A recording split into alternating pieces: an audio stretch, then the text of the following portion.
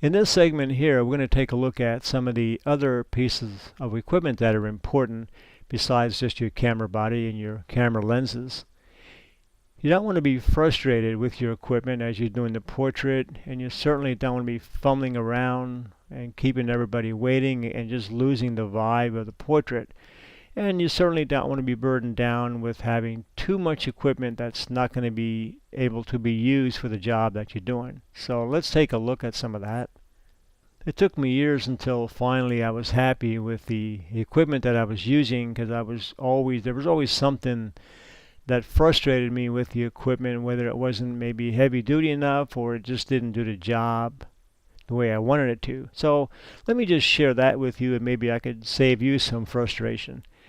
First of all, I use a camera bracket that's made by the Just Right bracket company. What it is a rotating bracket that if my camera is either on a tripod or on a monopod, it allows me to just rotate the camera only.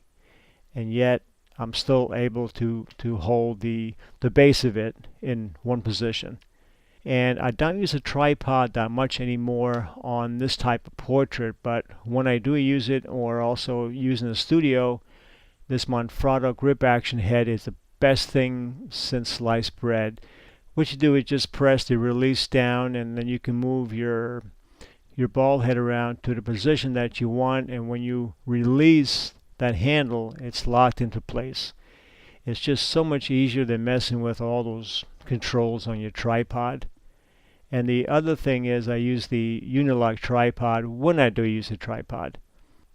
Here you can see the camera being rotated in a vertical position instead of being horizontal. And this is really a great, well-made bracket, very smooth. Now the tripod that I use occasionally is made by Uni-lock, but I'm not using it all that much anymore because of the VR lenses that I'm using. So instead I'm using a Bogen Monopod, and the Monopod company now, I believe, has taken over the Bogen name, so it's made by Monopod. There's many different monopods out there, but the one that I just happen to have is made by Bogen Monopod. And I also have a quick release on it, so I can just remove the camera and place it back on very easily, and it's a very sturdy piece of equipment too. Normally when I'm doing this type of portrait, I'm using my on-camera flash just as a fill only. And the flash that I'm using here is made by Nikon. It's a Speedlight SB800. And I also have a little soft box. It's called a Thor micro box, which velcros onto the head of the Speedlight. And this just gives me a little bit of a softer light. And one of my favorite pieces of equipment is a reflector. Man, you can do so much with a reflector. And the one that I use is 42 inches, silver on one side, and the other side is white. When I'm using this reflector, I'll lean it against a tree, or many times I'll set it against my Porter case here, which is my camera case. And if it's real windy, I'll just clamp it onto here, or if I'm doing maybe a bridal portrait, there's almost always somebody along. In case I don't have an assistant, I'll do it this way. If I have an assistant, I'll just have them hold the reflector.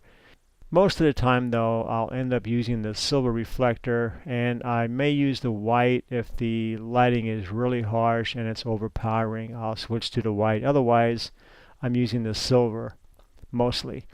So just by using the proper equipment and the best equipment that you can afford, you're going to make your job so much easier, and then you're going to come up with doing some just beautiful, beautiful portraits.